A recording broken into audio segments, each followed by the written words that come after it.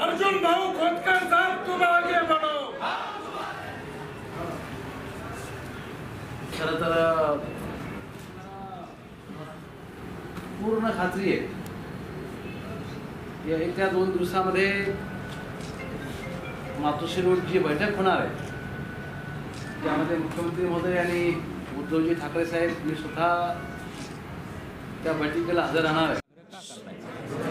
आमच्या सर्व शिवसैनिकांवर, जाफराबाद भोकरदन विधानसभा मतदारसंघातील शिवसैनिकांवर माननीय रावसाहेब दानवे यांच्या वतीनं गेल्या 25-30 वर्षापासून अन्याय अत्याचार सुरू आहे आणि माननीय नामदार अर्जुनराव खोतकर यांनी 2 वर्षापासून या मतदारसंघामध्ये तयारी केल्यामुळं शिवसैनिकांमध्ये चैतन्य निर्माण झालं। शिवसेनेला संपवण्याची भाषा करणाऱ्या खासदार रावसाहेब दानवे यांचं आम्ही काम करूच शकत नाही, कारण आमच्यावर गुन्हे दाखल केले, त्यांनी आमच्या कुटुंबांवर ते गुन्हे दाखल केले, आम्हाला अतोनात त्रास देण्याचं काम त्यांच्या माध्यमातून झालेलं आहे आणि अशा प्रसंगामध्ये माननीय पक्षप्रमुखांच्या आदेशांनी आम्ही आता या मतदारसंघामध्ये वातावरण तयार केलेलं आहे। माननीय नामदार अर्जुनराव खोतकर यांना निवडणूक लढवल्याशिवाय आम्ही शिवसैनिक स्वस्थ बसणार नाही।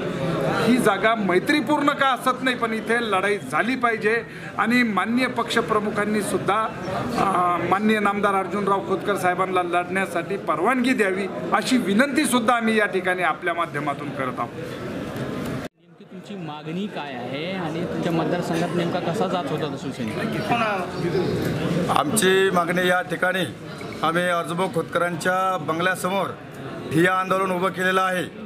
जोपर्यंत अर्जुनभाऊ हे जालना लोकसभेची जागा लढत नाही तोपर्यंत आम्ही या जागेवरून हलणार नाही।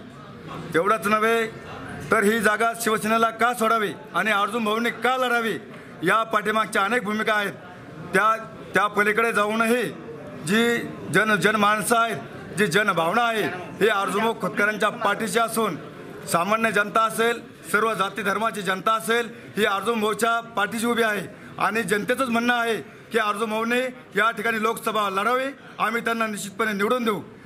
जनता तर निवडून देणार आहेच, परंतु आम्ही भोकरदन जाफराबाद मतदारसंघातील शिवसैनिकसुद्धा या ठिकाणी अहोरात्र परिश्रम करून त्यांना निवडून आणणारच, हा निर्धार आमचा आहे। एवढंच नव्हे तर यापूर्वी तुमची मागणी काय? आमची युती झाली। माननीय पक्षाध्यक्ष उद्धव ठाकरे साहेबांनी जो निर्णय घेतला त्या युतीचं आम्ही स्वागतच करतो, परंतु भाऊला ज्या वेळेस युती नाही करायची असं सांगितलं होतं 2 वर्षापूर्वी जालना लोकसभेत भाऊ गावागावात फिरले, गोरगरीब शेतकऱ्यांचे कामं केले आणि सर्व जिल्ह्यातील शेतकऱ्यांची मागणीसुद्धा अशी आहे की जो युतीचा आज आमचा इथला जो खासदार आहे तो भारतीय जनता पार्टीचा प्रदेशाध्यक्ष आहे आणि त्यानं शेतकऱ्याला साले हा शब्द हिनवले आणि शेतकऱ्याचा वेळोवेळी अपमान केला आणि शिवसैनिकाचं सुद्धा अशाच पद्धतीनं कैलास पाटलांना आत्ताच सांगितलं, कैलास पाटील असेल, माधवराव पाटील असेल, नवनाथ पाटील असेल, जाफराबादचे मुळे असेल, असे शिवसैनिकावर जिल्ह्यातील अनेक सैनिकावर खोटे गुन्हे केले आणि जो मित्रपक्ष त्यांनी जो धर्म निभवला पाहिजे होता तो कधी 20 वर्षात निभवला नाही। त्यामुळे शिवसैनिकांची भाजपचं काम करण्याची इच्छा नाही, म्हणून आमची अशी मागणी आहे माननीय पक्षाध्यक्ष साहेबांना की ही जागा विशेष बाब करून शिवसेनेला सोडण्यात यावे, नसता या ठिकाणी मैत्रीपूर्ण लढत होऊ द्यावे की अनेक ठिकाणी अशा घटना घडतात आणि अर्जुन भाऊ ही जागा त्यांना लढून या ठिकाणी त्यांना 4 कोणी चित केल्याशिवाय सोडणार नाही। म्हणून आमची मागणी आहे की अर्जुन भाऊला ही जालना लोकसभा लढलीच पाहिजे।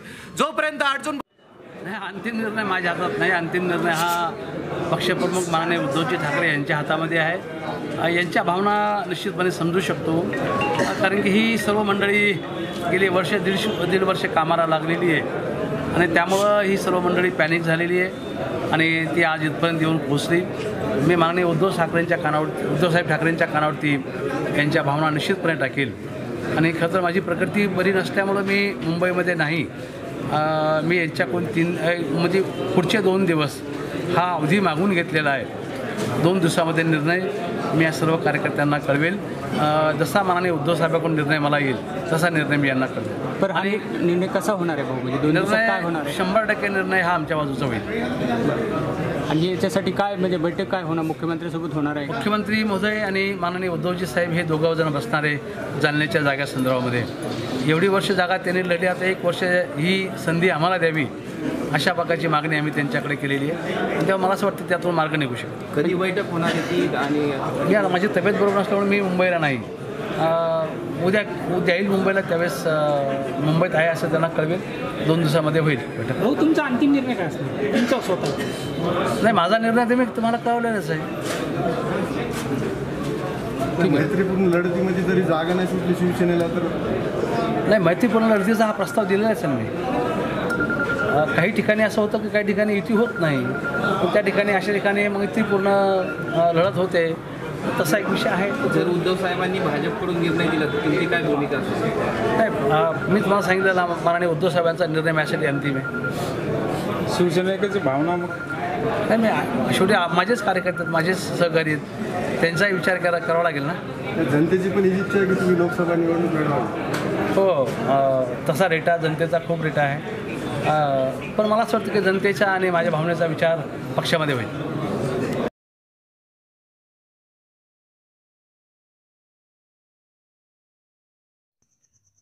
रोज नई खबरों को देखने के लिए हमारे औरंगाबाद समाचार चैनल को सब्सक्राइब कीजिए और नोटिफिकेशन पाने के लिए हमारे बेल आइकन को दबाइए ताकि हर खबर की नोटिफिकेशन आपको मिलती रहे।